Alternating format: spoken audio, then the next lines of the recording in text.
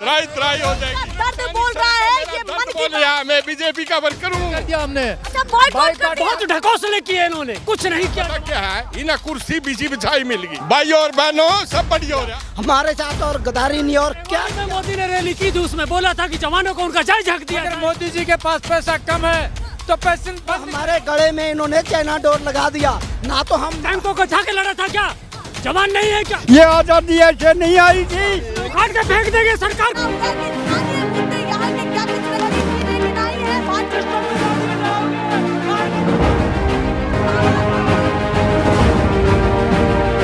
National pillar, राष्ट्र सर्वोपरि। नमस्कार, बहुत स्वागत है आप सभी का। मैं आपके साथ हूँ मीरा राजपूत। आप देखना शुरू कर चुके हैं नेशनल पिलर। जंतर मंतर की सड़कों पर अब पूर्व सैनिक उतर आए हैं और देखिए किस तरीके से यहाँ पर भगवा धारण किए हुए संत भी पूर्व सैनिकों को समर्थन देते हुए दिख रहे हैं। पूर्व सैनिक, इस देश के पूर्व सैनिक सड़कों पर उतर आए हैं, दिल्ली की सड़कों पर उतर आए हैं। देखिए ये कहीं ना कहीं सरकार के लिए बहुत बड़ी खतरे की घंटी है। हजारों लाखों की तादाद में लोग अभी भी सैनिक जुड़ रहे हैं, गाड़ियां आ रही हैं। आज अगर हमारी इस बात को नहीं सुना गया, अगर इसके ऊपर विचार विमर्श नहीं किया गया, तो आने वाली 12 मार्च को हम आपके चैनल के माध्यम से पूरे भारतवर्ष के पूर्व सैनिकों को ये अपील करते हैं, उनको हम यहाँ से आवाज लगाते हैं कि आने वाली 12 मार्च को दिल्ली की कोई रोड ऐसी नहीं होगी जहाँ पर भूतपूर्व सैनिक नहीं होगा। कितने राज्यों से लोग यहाँ पर आए हुए हैं? आज तो लाखों की गिनती है, ये गिनती बहुत बढ़ेगी आने वाली 12 मार्च को। 12 मार्च को पूरे भारत से पूरे और 12 कि ये मुद्दा बड़ा होने वाला है। बिल्कुल, यहाँ पर 80 लाख भूतपूर्व सैनिक हैं। वो ये रोडों पर आ गए तो इस गवर्नमेंट की कोई हिम्मत नहीं है। आप कह रहे हैं 80 लाख भूतपूर्व सैनिक ऐसे हैं जो रोडों पर आ गए तो स्थिति बहुत गंभीर होने वाली है। जो अब मैं 79 का रिटायर हूँ, आज भी वही काम करूँगा जो आप नौजवान करते हैं। ऐसी बात है, वही आ जाएंगे। जोश अभी भी कम नहीं है। कम कैसे, बॉडी ठीक है। से पूरी चुनौती ले रहे हैं आप। ऐसी कोई जगह नहीं जहाँ पर सैनिक का खून नहीं बहा है पूरी दुनिया के अंदर, और खास करके भारतवर्ष में। ये आज़ादी ऐसे नहीं आई थी। सेकंड वर्ल्ड में 80 लाख आदमी शहीद हुए थे, तब ये आज़ादी इन बलगंडों को मिली थी, उन बहादुरों को। सरकार से जवाब मांग रहे हैं। जवाब तो हम इतनी देर में मांग ले, लेकिन हम कानून के बंदे हुए देश के रक्षक अच्छा, हैं। आप कानून के हिसाब से चल रहा था, अपना हिसाब चुटकियों में इतनी देर में। ये जुनून जो है वो कम नहीं हो रहा है। जी बताएं आप। मैं पूर्व आप कहाँ से आए हुए हैं? मैं करनाल जिले से हूँ। 5 जिलों को मैं देख रहा हूँ पूर्व सैनिक सभा का। और 13 जुलाई 2013 को मोदी साहब जब रुवाड़ी में आए थे तो वहाँ 11 गाड़ियाँ लेके आया मैं, और मैंने कभी कांग्रेस को वोट नहीं दी, क्योंकि ये कांग्रेस को कभी वोट नहीं दी है। मेरी तो जनसंघ से वोट दी है, दीपक पे वोट दी है। तो उसको अरी ने अडवाणी की जो राम मंदिर में वहाँ थे, वहाँ जेड़े काटी हैं, वहाँ गए हैं। तो अभी यहाँ पता क्या है, इन्हें कुर्सी बिछी बिछाई मिल गई। अडवाणी जी की अटल बिहारी वाजपेयी ने कुर्सी लगा दी। उन्होंने 40 साल विपक्ष में बैठ करके देखा, और ये इन्होंने भाजपा को बिछी बिछाई कुर्सी मिल गई। मोदी जी ने कुर्सी परोसी मिल गई। कष्ट तो अडवाणी ने, अटल बिहारी वाजपेयी ने खाए, हमने खाई, जेड़िया तो हमने काटी। तो अभी जो कुर्सी मिली है ये फौजी ने दी थी रिवाड़ी में 13 जुलाई 2013 को। इन्हें बोला था कि मैं 1 रैंक 1 पेंशन दूंगा। इन्हें क्या किया, कोरोना काल में हमारा डीए काट दिया, और आप भी करने से गए और उल्टा बढ़ाने की बजाय काट दिया। अभी और आप भी ये है इसमें और कटौती कर दी। तो हमें मोदी कुर्सी बड़ी आराम, हाँ बड़ी आराम से, और बहुत मेहनत की। और देखो एक MP, एक MLA 5-5 पेंशन ले रहा, और एक जवान 3 लड़ाई लड़ता है बॉर्डर पे। 3 लड़ाई। मेरा मामा जी खत्म हो गया लड़ाई में 71 की माँ। भतीजा मेरा खत्म हो गया विंग कमांडर। और मैं नीरज चोपड़ा के फूफा जी हूँ। मैं नीरज चोपड़ा है ना, जो पूरे देश को सम्मान दिया। हॉकी में, एयर बॉक्सिंग में मैंने भी सम्मान दिया इंडिया तक। चैंपियन उसमें विश्व में दिया नीरज चोपड़ा ने। हमने हर तरह से खेलों में इनको सम्मान दिया। कुश्ती में इनको सम्मान दिया, हॉकी में इनको सम्मान दिया, बॉक्सिंग में इनको सम्मान दिया। इंग्लैंड थोड़ी लड़ करके बॉक्सिंग में लड़े हम, इनके हर चैनल पे बीजेपी को सम्मान देते चले गए। लेकिन बीजेपी ने कि जितने भी खिलाड़ी आगे बढ़े, हाँ। कहीं ना कहीं सरकार का नाम हुआ, इस देश का नाम हुआ। देश का नाम और आपको क्या मिला है उसके तो बदले? उसके लिए मेरे यहाँ जो फौजी भाई है ना, अगर इन्होंने परेशान करने थे तो एमपी की पेंशन काटनी थी, जो दे दी। सुभाष चंद्र बोस ने पेंशन लिया, अटल लाल बहादुर शास्त्री ने पेंशन लिया, वो किसी ने पेंशन नहीं ली। अब क्यों पेंशन बना दी ना 5 साल के, और 5 साल बैठ के खा रहे हैं उनकी पेंशन 5 साल जो एमएलए बन जाता है उसको 5 बार पेंशन मिलती है।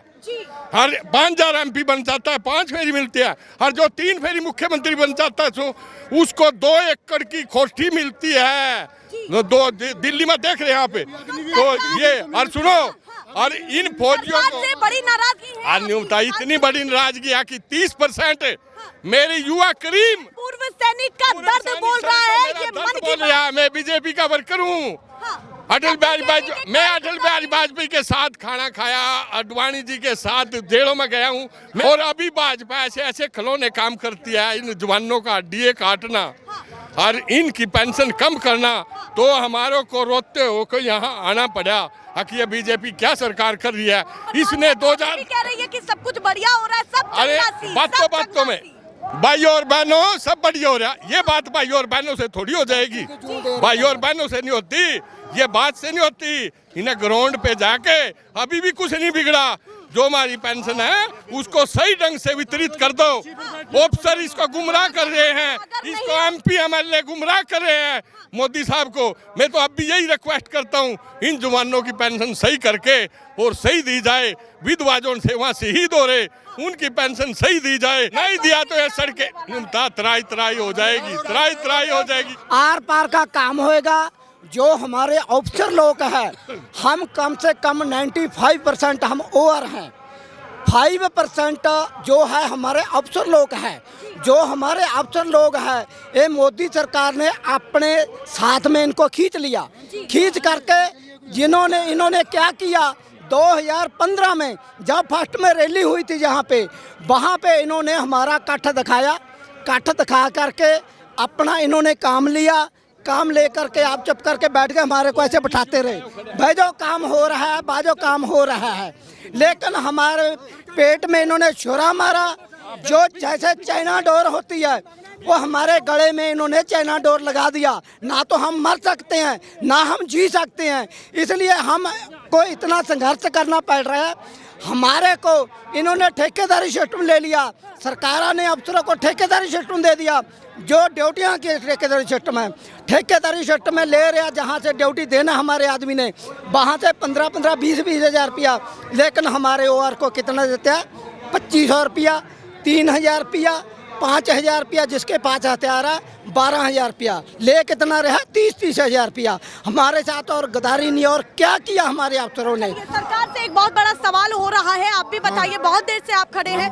ये इस समय स्थिति देख करके मन में क्या चलता है कि जो पूर्व सैनिक केवल खड़ा रहता है, तना रहता है और कुछ नहीं बोलता, आज वो पूर्व होने के बाद क्या सरकार से जवाब मांगना चाहता है? पहले जब हमारे विदेशी राज था, विदेशी राज में सैनिक को ऐसे ही देते थे घर तक आने जाने की तनख्वाह, और उनके आदमी यहाँ से विदेश में जाकर, इंग्लैंड में जाकर के भी सब कुछ करते थे।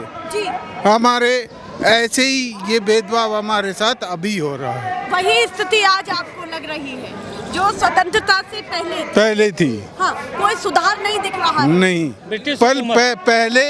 पहले एक था, अफसर जो थे रॉयल थे आर्मी में, वो तनख्वाह भी नहीं लेते थे।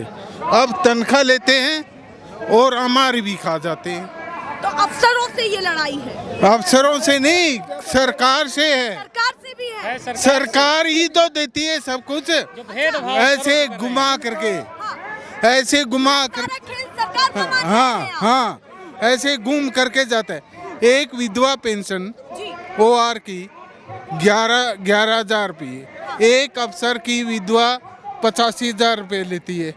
ये फर्क कहाँ से आया? मतलब शहीद वो वो भी और शहीद वो भी। सही से 14 केवल 11 से 14 और उसको 80,000, 80 और 85,000। और उनकी जो ये परिवार कैसे किसने- जीवन यापन करेगा, ये- सवाल बड़ा ये है। जैसे ऐसे आप देखो ना कि एक ही काम किया दोनों ने, उसी आदमी के विश्वास किया हमने जिसने पे तो बढ़ाई, अपना डाटा बढ़ा करके दे दिया। दूसरा जो हमारा बड़ा सवाल है MSP, जी मिलिट्री सर्विस पे। हाँ। मिलिट्री सर्विस पे सबसे पहले जवानों को दी थी जो बॉर्डर पर ड्यूटी करते हैं या फील्ड में ड्यूटी करते हैं। ये अफसरों के पास आ गई, इतना पैसा कवर करो, मतलब 10 करोड़ 20 करोड़ कवर करो। अफसर ने अपने को ले लिया 15,000 रुपये महीना। नर्स जो फील्ड में भी नहीं जाती, लड़ाई में भी नहीं जाती, उसको दे दिया 10,500 और हमको दे दिया 5,000। तो स्थिति बहुत गंभीर है। नहीं पूरा सर कहाँ। मैं ये बोलना चाहता हूँ, जैसे आपने बताया कि विधवा अफसर की विधवाओं को 85,000 और वार की 10,000, तो जो शहीद हुए जिनके हाथ पैर कटे, तो अफसरों की क्या सोने चांदी के हाथ पैर रहते हैं और जवानों के क्या मिट्टी के हाथ रहते हैं? उनको 10,000, उनको 85,000। ऐसा क्यों? सैनिकों के साथ भेदभाव क्यों, जबकि लड़ाई में आगे हम रहते हैं? तो बराबर होना चाहिए। हम नहीं चाहते, हम कहते कि हमको ज़्यादा दो, लेकिन बराबर होना चाहिए। और जो पहले से आ रहा है उसको सरकार क्यों बंद कर रही है? हम अलग से मत दीजिए। महंगाई के हिसाब से तो नया होना चाहिए, बढ़ा के देना चाहिए, लेकिन नहीं देते।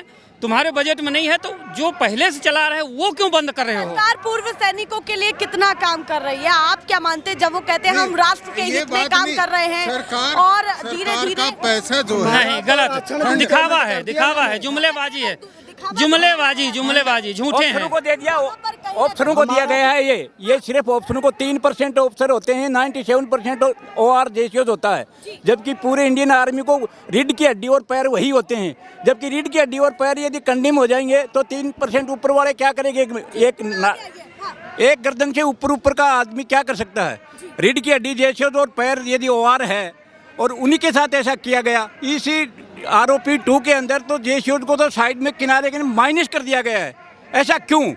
तो मतलब ये अन्याय आप मानते हैं? बहुत भारी अन्याय है। ये सरकार को इसका गंभीर भुगतना पड़ेगा। चुनाव भी आने वाला है, मन में क्या चल रहा है? जिस तरह से मन में ये चल रहा है कि इनको उखाड़ फेंकेंगे हम। उत्तराखंड में अभी उखाड़ फेंका है पूर्व सैनिकों ने इकट्ठा होके, उसी तरह अभी पूरे प्रदेश के पूर्व सैनिक यहाँ आए हैं और सब इकट्ठा होके इनको सबक सिखाएंगे। वहाँ पर आप मानते हैं कि खतरे में कुर्सी है? खतरे में है कुर्सी, भारी खतरे में। जब किसान आंदोलन में था, हमारे बेटे हमारे भाई बॉर्डर पर थे। उनको पता चला जो हमारे फादर है जो खेती कर रहे हैं, अनाज पैदा कर रहे हैं, वो सभी को अनाज दे रहे हैं, लेकिन हमारे बेटे बॉर्डर छोड़ करके जहाँ पे मोर्चा में भी पहुँचे, वो किसके लिए पहुँचे?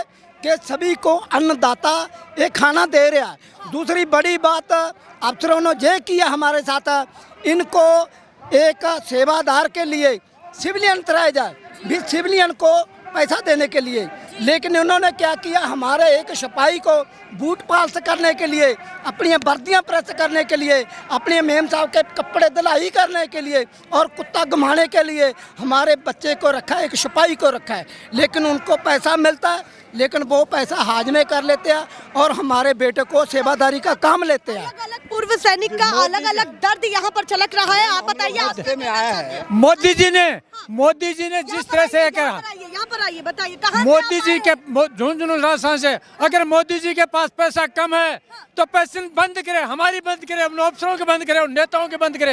ये बात बंद हो तो तमाम लोगों की बंद करे, या भेदभाव बंद करो, भेदभाव बंद करो या पेंशन बंद करो। भेदभाव बंद नहीं करोगे तो सैनिकों ने आज यहाँ तय किया है, हम केंद्र की सरकार का, आर्मी के अफसरों का वॉकआउट करेंगे, उनको नजदीक नहीं आने देंगे। जिस तरह से देश की रक्षा हम करें, खून हम बहाएं और वो वो जनता का खून वो लोग लूटे, इसलिए आज तय किया गया कि हम आने वाले समय में ये सरकार इस भेदभाव को अगर नहीं मिटाएगी तो हम इन अफसरों का ये है कि जवान जो लोग आप भी हैं, आप भी पसंद करते हैं। नहीं है, ये गलत है, ये गलत कर रहा है। वो हमारे स्पोर्ट ऑफिसरों के, क्योंकि अफसर जाते हैं वहाँ, अफसरों से आप लोग भी अफसरों से पूछ के कहते हो किसी जवान का नहीं था, लेकिन आज नाराजगी बहुत ज्यादा है सरकार से।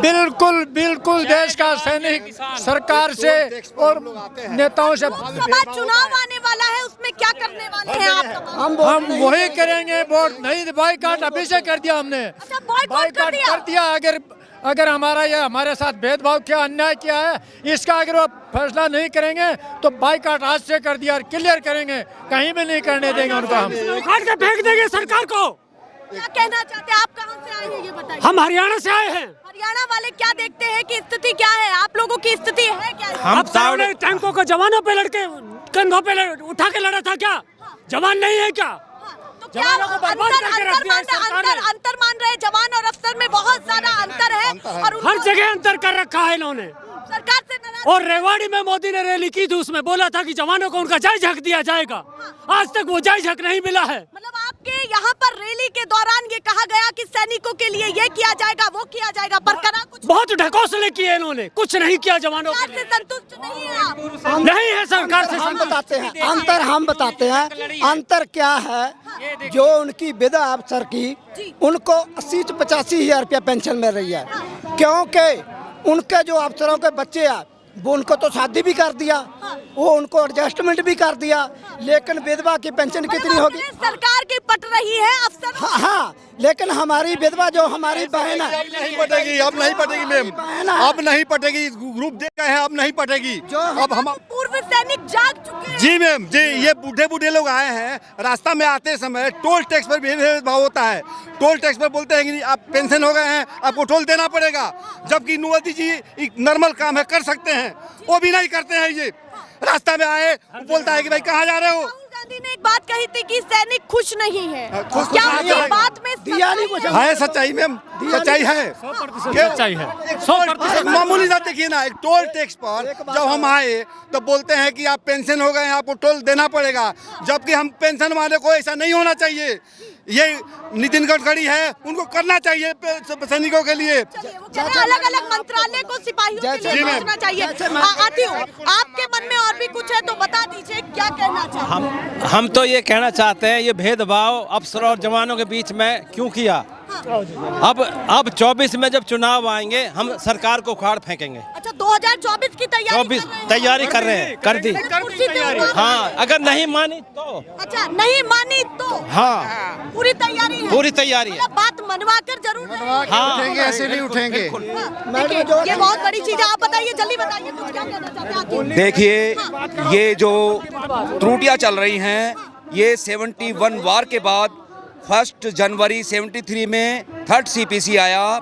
3rd CPC में उस समय इन्होंने क्या किया कि जो जवानों की तनख्वाह है, जवानों की पेंशन और तनख्वाह को 75 से 50% पे लेके आ गए, और 50% अधिकारियों की पहले से ही चलती आ रही थी। अगले पे कमीशन में एक ऑनरी कैप्टन और मेजर की पेंशन में जो 50 रुपये एक्स्ट्रा थी, वो बराबर पे लेके आ गई।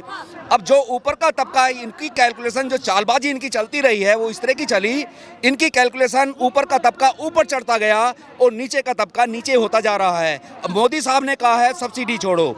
सब्सिडी छोड़ो का मतलब क्या है? जो गरीबों को मिले और ऊपर वाले अपने छोड़ें। अब यहाँ क्या हो रहा है? MSP लेके आ गई। MSP जो में भेदभाव, क्या हम आधे फौजी हैं, क्या हम क्वार्टर फौजी हैं और अधिकारी पूरे फौजी हैं? मैं ये जानना चाहता हूँ सरकार से, मेरे अधिकारियों से, मैं ये जानना चाहता हूँ कि हमारा जो फौजी है, हम किस दर्जे पे आते हैं? जो देश की सुरक्षा में रात दिन लीन है, अपनी आंखें खोले बैठा है, मिसाइल बम के गोले से लुप्त रहता, सरहद पर रहता है, पूरे देश की सुरक्षा दे रहा है, वो कौन सा फौजी है? वो आधा है, क्वार्टर है? और ये लोग, इन्होंने इतना भेदभाव किया।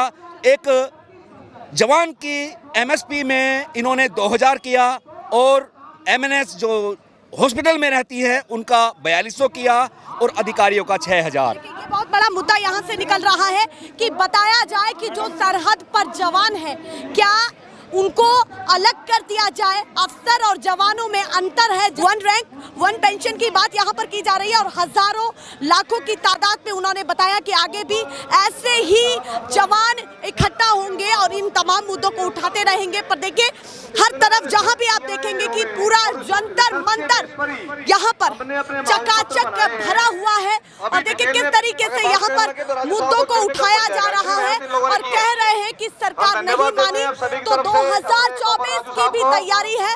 वही अगले पल फिर से पूरे देश भर में प्रदर्शन होगा। फिलहाल के लिए नमस्कार।